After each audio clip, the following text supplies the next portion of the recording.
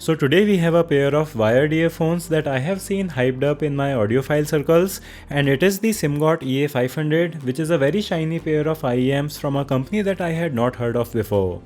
Hey guys, I am Siddharth and these cost $80 which is around 6500 rupees in India, and if the hype is real then these should not only look and feel amazing but should also sound really great. So let's check them out.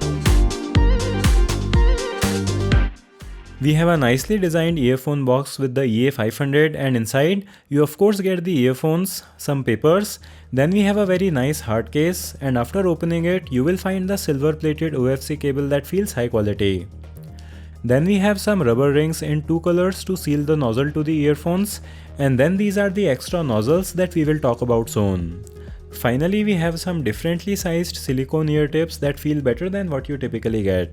The detachable cable has a 2-pin connection, so you can replace the cable easily if it gets damaged or get some wireless TWS adapter to make these wireless.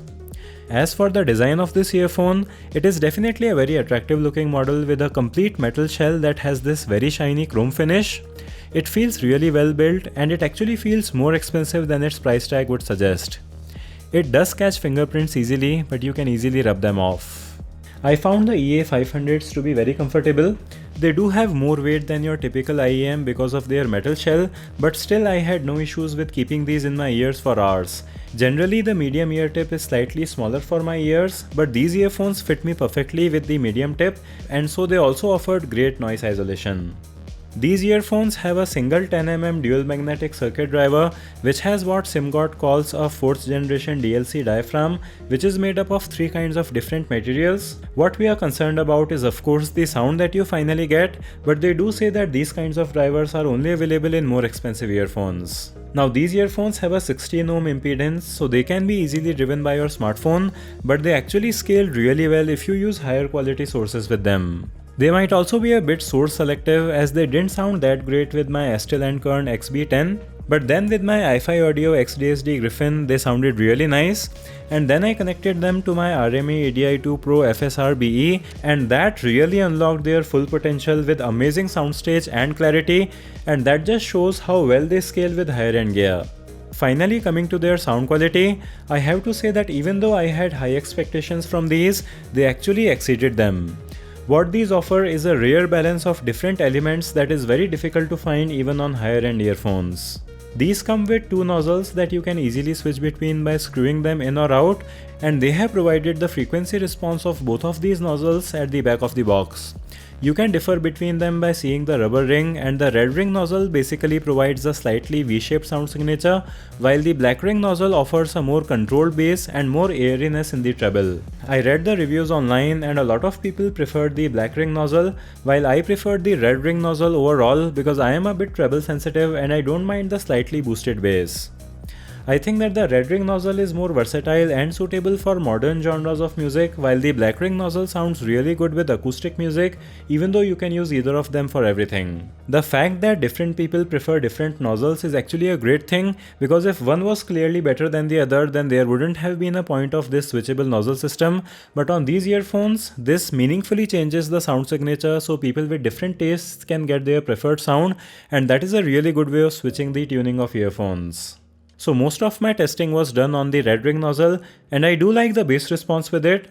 The bass is slightly boosted, but I really don't mind it because it has been done in a way that makes it very enjoyable. Even with the slight boost, the bass sounds very detailed and it doesn't bleed a lot into the other frequencies. It does have a very slight boominess on the red nozzle, while with the black ring nozzle the bass sounds a bit more controlled, but again I prefer the tuning for the rest of the frequencies on the red nozzle, so I just use this, and even with the red ring the bass boost is not at the bass head levels, which is how I like it.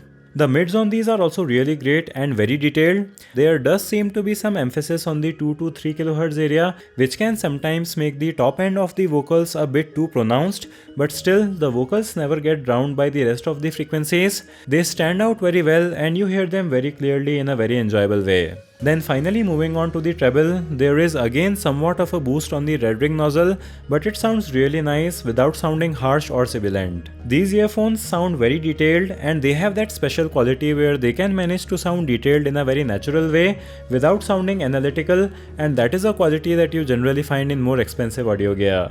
The black ring nozzle emphasizes the treble more, so it can sound better for some genres of music, but for modern music, I just find it to be a bit too sibilant for me, so I don't use it. Part of the reason they sound so detailed is their soundstage and imaging, which offers really great separation between sounds.